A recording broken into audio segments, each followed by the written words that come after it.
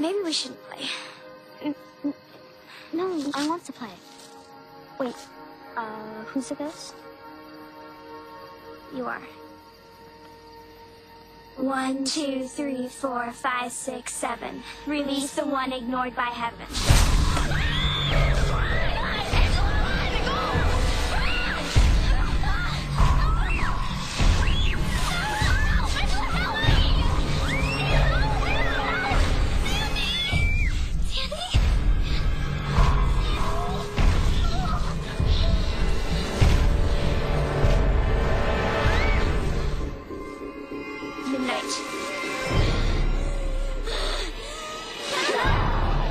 Forget Me Not. Now this was a pretty interesting movie, and for a straight-to-DVD release, it's really not that bad. It's kind of like a combination of Final Destination and The Grudge, but with a lower budget and cheesier acting. So, how can I describe the plot? Well, it starts off with the cliche teenage bullshit that's so common in horror movies. Nothing but sex, lots of drinking and partying, and an asshole shouting, "Woo!"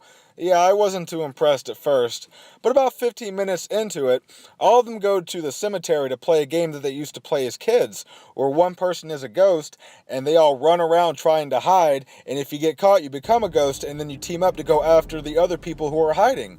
What, you've never played that game before? Well, anyway, out of nowhere, a mysterious girl comes out of just nowhere, and she wants to play the game as well, but after the game is over, she jumps to her death. And that's when the game becomes real and the movie picks up. Everyone in the group gets stalked by a ghostly presence, and if she kills you, not only do you die, but you get completely erased from existence. Like 1 minute, they could be talking about a person, the person dies, and then seconds later it's like, well, who's that? Who are you talking about? And the one girl, Sandy, is not affected like everybody else. She remembers everyone, and she's trying to convince her friends that they did exist and that they could also be next.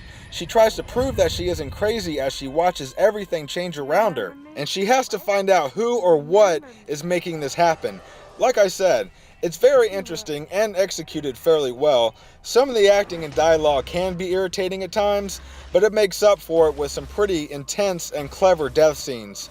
And when you find out what causes all these events, it's actually pretty surprising, and it provides a good closure to the movie. So I definitely recommend this one. If you can Redbox it or find it on Netflix, I say give it a watch, because Forget Me Not is not that forgettable.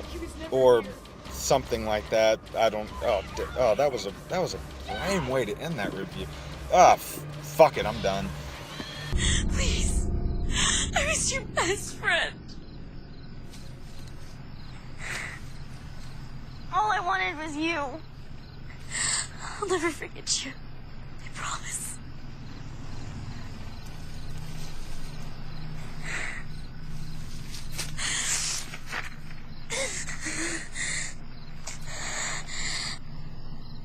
Friends forever.